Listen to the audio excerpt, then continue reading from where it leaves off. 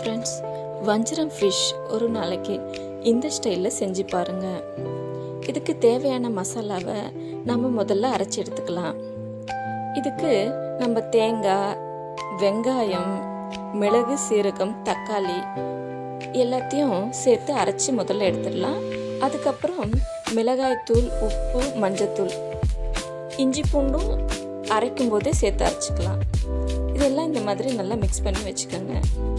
அதுக்கப்புறம் நம்ம வஞ்சரம் ஃபிஷ்ஷோட இதை மசாலாவை நல்லா ஆட் பண்ணி ஒரு 1/2 hour ஊற வச்சிடலாம்.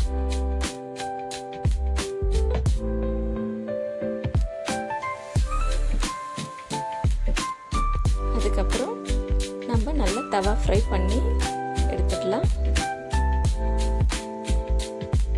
பார்க்கவே ரொம்ப அழகாக இருக்குது பாருங்கள். இதே மாதிரி நீங்களும் ட்ரை பண்ணி பாருங்கள். Thank you friends.